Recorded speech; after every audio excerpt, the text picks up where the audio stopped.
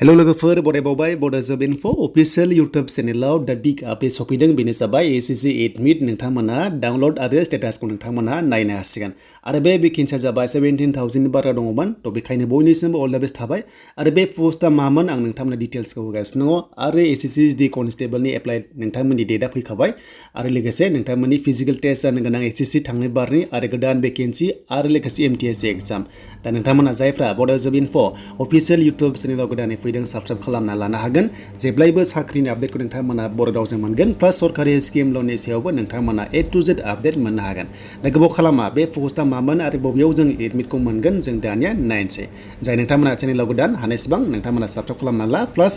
शेयारबो खालाम लाइक खालाम नोंथांमोना कमेन्ट्सबो खालामनो हागोन दा जोङो फार्स्टआव फैबाय अफिसियेल साइडआव आरो बेयाव फैनाय लोगो लोगो जों एडमिटखौ बेयाव मोननाय नङा मानोना जों बेयाव एसएससि एसडिनि बागै एमटिएसनि बागै लोगोसे गुबुन गुबुन पस्टनि बागै नटिसखौ बेयाव नोंथांमोना मोननो हागोन आरो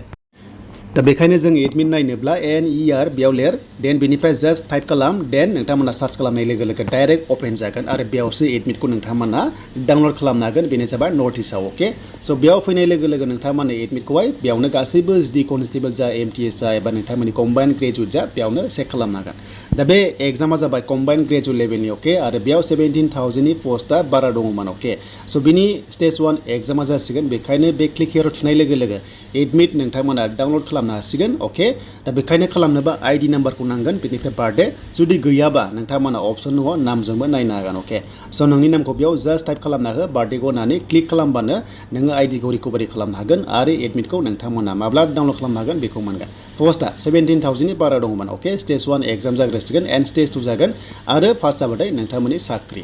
देन बेनिफ्राय एसएससि एमटिएसआ 30 सेप्टेम्बराव नोंथांमोना आनजादखौ होनो मोनगोन नालाय बेखायनो थाबैनो बेनाबो एमटिएसआ नैबावनो फैथारसिगोन अके स' एमटिएसनि एग्जामा जोबोर मोजां नोंथांमोना बेयावनो थाबैनो 30 सेप्टेम्बर जानाय लोगो लोगो एग्जाम होनो मोनसिगोन आरो एमटिएसआव एग्जाम पास जाबानो डाइरेक्ट साख्रि नाथाय हावलदार पस्टआवसो फिजिकेल टेस्टआ दङ